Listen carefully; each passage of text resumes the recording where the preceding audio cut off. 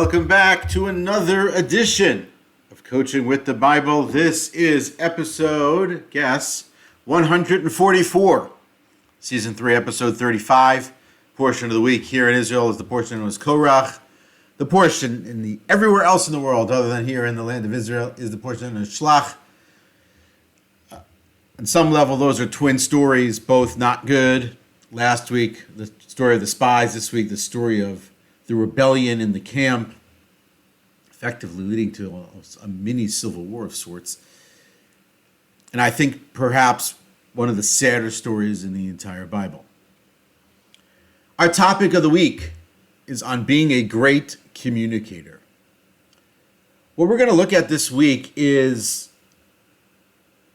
how does this story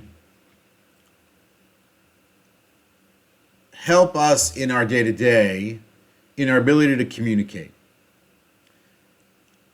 We're not necessarily going to focus on Korach. We're going to focus more on the Dathan, Abiram, Moses moment, and pick apart a little bit here how it is when such a situation arises for us. How could we do it, for lack of a better term, differently?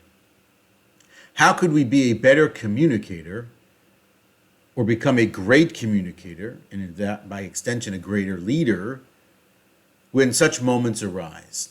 That isn't to say that, one of your children or your spouse or someone on your team at work or a friend or a community member is looking for all-out rebellion. It's more of a question of when they are communicating with you in a certain way, in a certain tone, how are you responding to that? How are you understanding that? How are you taking action in those moments? And so there are a lot of ways to do that. And the question is, how do you do that best to succeed best and to sort of come out of the other side with a great result? Sort of my thinking here is the Bible tells us this story. It's a very difficult and painful moment in the Bible. And the way the story ends in the Bible itself is actually rather brutal. And the story ends with a fairly harsh punishment for all those involved in the rebellion. And on some level, as I mentioned 2 years ago, when we talked about crisis leadership, it doesn't actually solve the problem. The people are still stressed, anxious, upset after this rebellion is quashed. And so I was thinking sort of, okay, how do I pull from this for my own situations? How do I do it better? How do I communicate better in my own life, in my own world, with the people that are around me? So when you think about sort of what's going on in situations like this, there's a lot being communicated. There's a lot of activity. There's a lot of people involved. There's a lot that is said. There's actually a lot that isn't said. And so it requires unpacking. It requires really understanding at a deeper level what's going on. When you think about it, here's a great sort of quote to sort of think about how to understand what's happening in situations like this when there's a lot going on, there's a lot of communications, a lot of people, there's a lot of heat. It's in the wake of a lot of not good activity that came right before it. And so here's one way to think of it. It's a quote from someone by the name of Bernard Werber, which is this: between what I think, what I want to say, what I believe I say, what you want to hear, what you believe to hear, what you want to understand, what you think you understand, what you understand, there are 10 possibilities that we might have some problem communicating. But let's try anyway. Because communication is hard. Being sure that what is said is understood, and understood in the way that the person who said it wants it to be understood, requires a lot to go right. And it's sort of very precarious because the likelihood that one of those 10 possibilities is going to be wrong. And then what did you do? Maybe you conveyed some information. Maybe some sort of veiled understanding is there. But certainly a high level of ambiguity is going to be there too. And so, can you do it differently? I was sort of tinkering around when I was preparing for this presentation, and sometimes when I'm trying to flesh something out, I'll have an idea, I'll put some words down, of late in the last number of months, I'll bring it into ChatGPT to get, a little bit further and wider in the thinking and explanation in some of the language. So I jokingly asked ChatGPT to play executive coach to Moses in this moment. How would you coach Moses to handle this moment, this situation differently? Now, I'm not doing this to question Moses. That's not the idea. As I said, the idea here is for us to think about these moments when conversations get heated or when someone is standing up to our authority or our vision of something. So, what's our response? How do we do that? And that's exactly what happens here. So Dathan and Aviram, children of the tribe of Reuben, firstborns, or one of them is a firstborn, but they're brothers. They come into this situation and they're backing Korach, at least minimally, they're backing Korach and the 250. They're part of this rebellion. And so Moses sort of has a moment here as to how to handle this. We talked about this a couple of years ago, and we've talked about this in other places. There's a difference sort of between tactical leadership and adaptive leadership. This is an adaptive moment and not a tactical moment. And it's not sort of the way Moses leads. Moses leads tactically. It's a longer conversation on the subject. But this is an adaptive moment. This is a moment that needs innovation, it needs difference, it needs creativity, it needs, some approach that could maybe get a solution. I'm always sort of wondering, could there have been a different solution in this story? Could they have gotten to a different result? Could there have been a way that it ends where Korach's rebellion is ended and 250 plus people do not end up in the ground? I have no idea. I imagine that Moses is not expecting the ground to open up in such a way, and it's going to be the destruction, at least when the story starts. It's certainly not what anyone else in the nation expects to happen when he goes to the tent, when he goes to their tent. That is how the story ends. Some people are burned, and some people end up in a pit. And so it's interesting to sort of attack it in that way. The beginning of the rebellion, Korach, the 250, and Dathan and Aviram, they come to Moses with a complaint. And they're complaining against Moses and Aaron, effectively. So it would appear in their argument, they're taking on both the spiritual leadership and the governmental leadership of the people. That seems to be. So they're taking on Aaron, they're taking on Moses. Their claim is, you've taken on too much responsibility. It shouldn't be yours. Everyone's holy. As we described last year when we talked about persuasion, and I recommend going to listen to the last year's presentation, and we described 2 years ago, we talked about crisis leadership. So right there in that moment, there's sort of like, what do you do in that moment? How do you handle that moment? What is your approach to that immediate moment? And Moses immediately, his first reaction is he falls on his face in verse 4, and then he speaks, and he goes right to the test the next day, the solution. He almost doesn't even acknowledge the question being asked, the rebellion being that is brewing. Now, maybe that's the right way to go. Maybe responding in kind or engaging the conversation is not exactly the way to handle this moment in this space, in this time.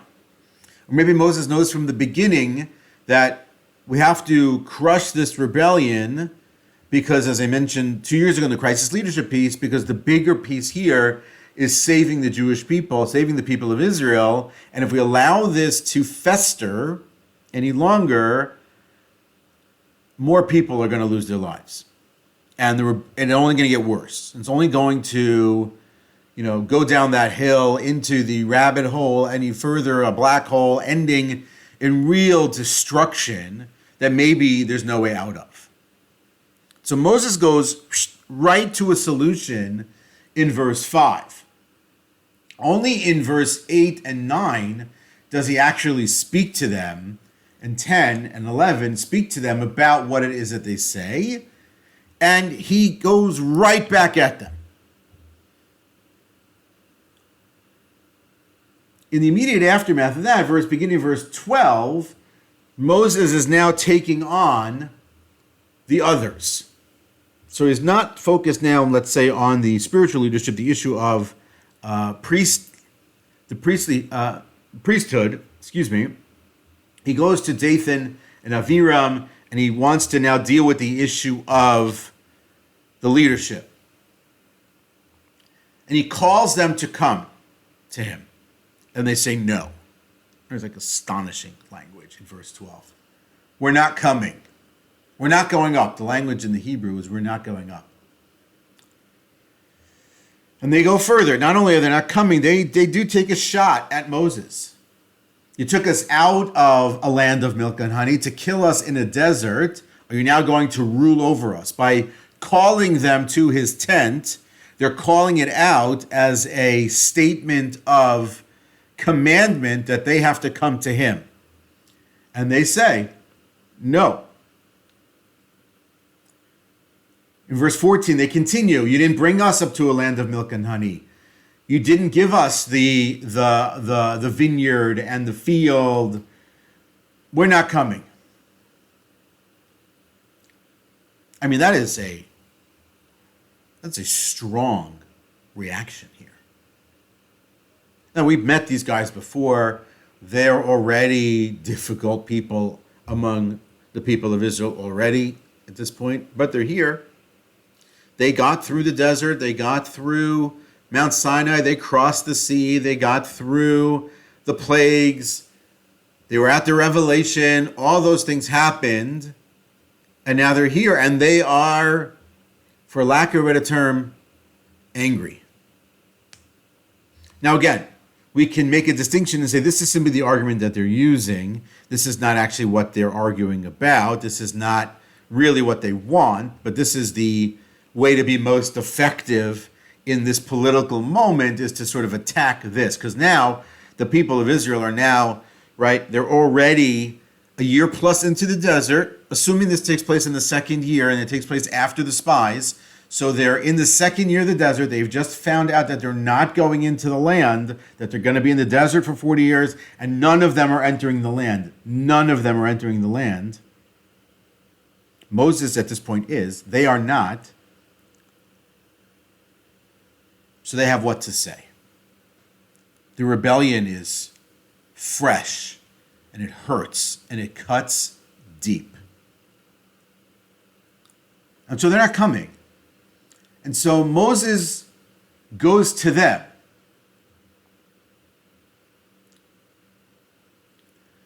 In verse 25, in chapter 16, Moses goes to them. Now, we've never seen this before. We know where Moses is parked in terms of where Moses lives. He's living near the tabernacle in the center of the encampment. The tribe of Reuben, where these two gentlemen live, is not near there necessarily. Obviously it's not too far away, but Moses picks up from his tent, from the tabernacle. Lost my train of thought there for a second. And he goes to them. And he separates everyone away, moves everyone back from them at the commandment of God. And he goes to them. And now, eventually, in verse 27, after he speaks to the crowd, they come out of the tent. So they're not outside when he arrives. They're not outside when he starts to speak. They come out afterward, and the Bible describes them coming out in a very specific manner, which is basically a manner opposed and against Moses. Rashi comments there, they come out standing upright. The idea being that they're going to mock and make fun of and diminish Moses in this moment, or even further, more than just Moses, God. And so this is, mano a mano, man against man. This is them, beating their chest in this moment. We know what happens after. But I want to, for a minute, flip it around, and then we're going to get into, I know I'm running a little bit long on time on the story part here. It's such a power story. Flip it over for a second, and this is part of the piece about the communication, which is really important. How to be a great communicator. Until this point, there is no addressing what they are claiming against Moses.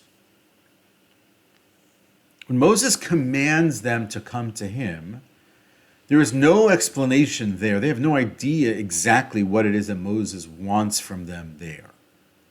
It doesn't feel like it's a conversation to be had. It could feel more like he's calling them to judgment where he is, because we know Moses is the judge of the people. When Moses arrives at their tent, it's not 100% clear to everyone around as to what Moses' intent is in that moment. All he says is that everybody should step away from this group of people and from this tent.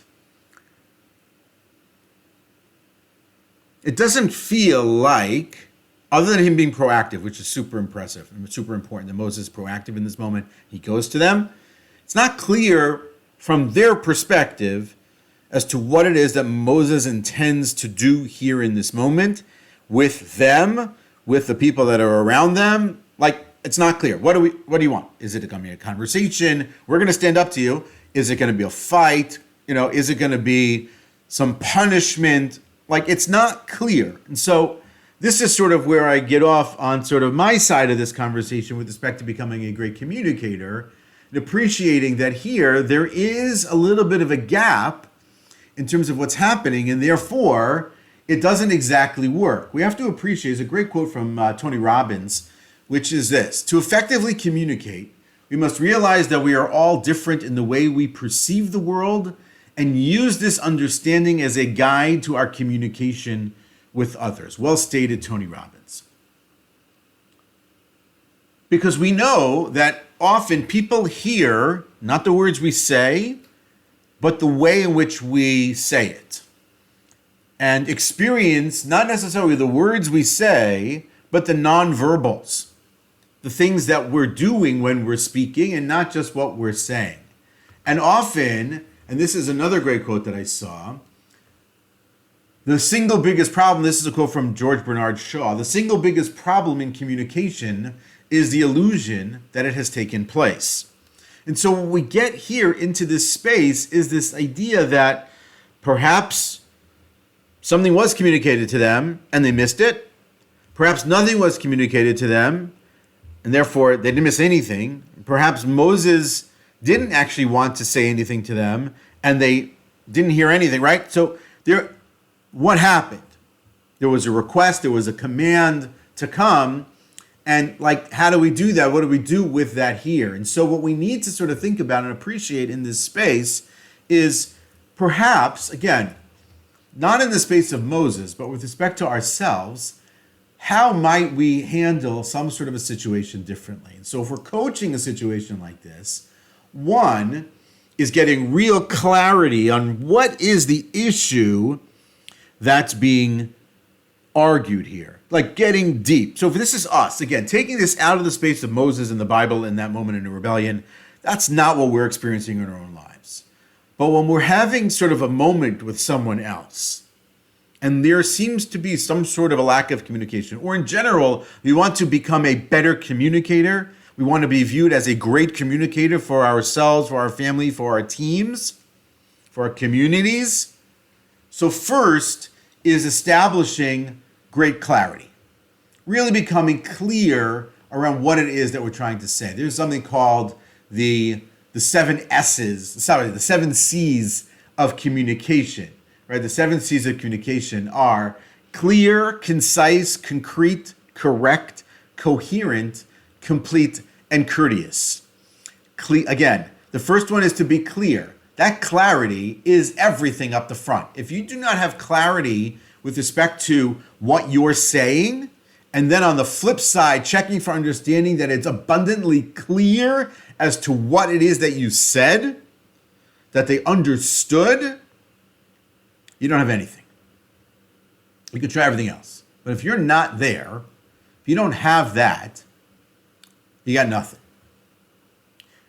After that also is this is the requirement not just of being clear in the speaking, but it's also being clear in the listening. So being great at active listening, really working the tool of becoming a more active listener, and then also reflective listening. Reflective listening is the checking for understanding. This is the exercise. Member of your team comes in, speaks his or her mind. Now, can you summarize what they said? Did you actually hear what they said? More often than not, you didn't. You heard what you wanted to hear, but you didn't hear what they actually said. And then in terms of the effect of how you go forward with that, so there's clarity in your message, which is super important. There's clarity in the understanding, which is also value and super important. The ability to listen effectively, both actively and reflectively. And then asking the right questions so that you can clarify that message, that you can get to a real, true understanding at its core, what the message, what the issue is, before you start running to answer. And then also, very important, are the things that you don't say. The nonverbals, the body language, the intonation of the voice when speaking, when listening, so what you're hearing, how you're hearing it. And then really seeking feedback from the people around you in those situations. Now, we can work on your ability to become a more effective communicator in those spaces for sure, around being able to practice your pitch and practice your messaging, understanding how your message is built and mapping out that message and understanding what's the problem you're describing and what exactly it is that you're proposing as a solution. And you can, what's your evidence for it, and really break that down and build it up so that it becomes much more clear. It's not what you did say, but we can compare what you did say to perhaps what you should say or how you should say that, right? These are all great things that a person can do to become better in their communication. It doesn't require verbosity. It doesn't require all kinds of adjectives. It doesn't require becoming a great orator. It's getting the message across, that the message is understood, that you are understanding where they are in a clear and a concise manner that's repeatable, that is complete, that is correct and coherent, right? The 7 C's. And when we're in that space, we can really use that for everything in any manner in which we communicate, especially today. Because the spoken word is different than the written word. And the written word, I'm going to differentiate here, the written word is different than the texted word. Because maybe we write in paragraphs or we send emails in sentences, but we might text in words or emojis, and we're communicating there also. And so we might misinterpret or misunderstand what the meaning of the message is when it's sent that way, as opposed to when it's communicated directly with voice. And so here, that's for me, sort of the interesting piece here with respect to coaching with the Bible for this week. I know I went a little bit long, and I appreciate your staying with me if you've gotten to this point. Congratulations to you. it's really important that we begin to understand how to become a great communicator, to learn from the story of Moses, to really work through our understanding of the story of Moses and Dathan and Abiram there, and appreciate how that went down, how that was communicated, how that was not communicated, how they handled that, and perhaps what it is that we can do differently in that space, in that way, which leads us to our final quote of the week. This one comes from Simon Sinek, who I've quoted here before, starting with why. Here's his quote for the week to end us off on our conversation about becoming an exquisite and great communicator. Listening is not understanding the words of the question asked. Listening is understanding why the question was asked in the first place. Communication at its core, key to communication is your ability to listen, not just to speak, but also to listen. And when it is that you listen, when you seek to understand here, you seek to be heard, first seek to hear. And so listening at the core, active listening, reflective listening, being concise, being concrete, being coherent, being clear, makes you a great communicator. That is Coaching with the Bible for this week. Woo! See you next week. Have a good one.